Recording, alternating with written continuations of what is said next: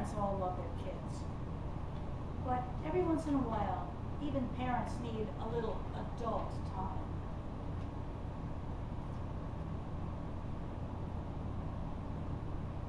I have been a competitive sailboat racer in teeny little sailboats for 26 years.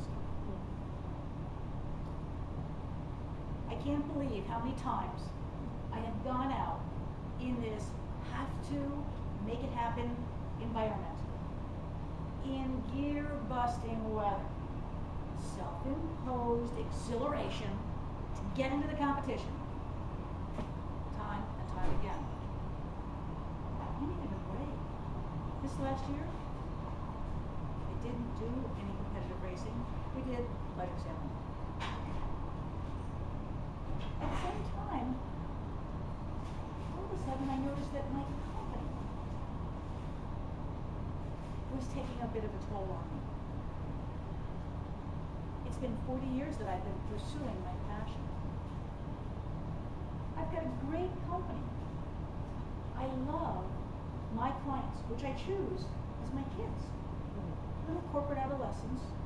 And like any good parent, I enjoy nurturing them and helping them grow. Helping them ultimately achieve a great life. Okay, a corporate life. A corporate life of profitable growth, safe growth, fast growth. So what's not to like about all this? I'm involved with exciting companies, management that's really exhilarated about their future, and companies that value the opportunity to grow. But I actually feel like my passion needs a break. Is it possible that something I love that much, I need a break from? Does it make my passion any less real? My excitement any less genuine? It's a good question. And I'm not sure I know any of the answers. But I thought perhaps if I brought it up as a dialogue, we might discover some of those answers. So let me ask you, what is the most different thing you've ever found yourself being able to do from your normal everyday life? Who's done something that's been a real break, a good break? Speaking. Speaking out of my normal life. How about that? Really? Interesting. Well, I actually went to India for a month, and that was pretty different. And I'm contemplating the idea of maybe going to China for a year. And not just China, but maybe India and Saudi Arabia. Because I think these are countries that are going to be making a big difference on my next 40 years. And I thought maybe that would be an interesting break. So then another question might be, well, so where is the source of the greatest energy for you? What do you find is the source of great energy for you? Who's had an experience to share? Marilyn's on a roll. On a roll. Chanting. Who's chanting? Chanting is a source of energy. This is very interesting. Local, it's music. When I hear music, it brings energy. But if I want to go somewhere, mountains. I feel absolute freedom in the mountains. I love it. Excellent. So music and natural mountains. Well, this is very cool. When I thought about it, I must admit I was a little bit more cerebral when I thought about it. I began to think about the fact that I really enjoy relationships. I really enjoy learning things. I love learning things that I can use. I guess that's why I like business concepts.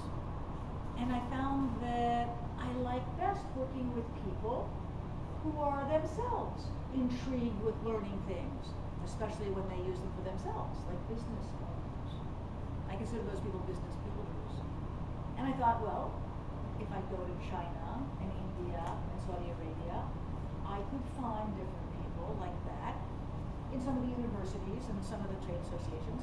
And I think I'd also go around and look for those international Toastmaster organizations. Because I know Toastmaster people are really that kind of person. Then the third aspect became a question. And I'll pose it to you.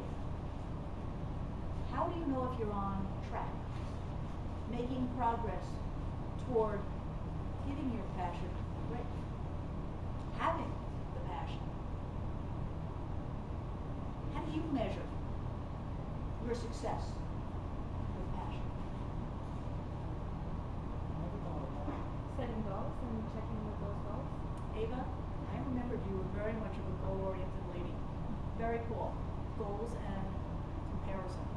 Anybody else?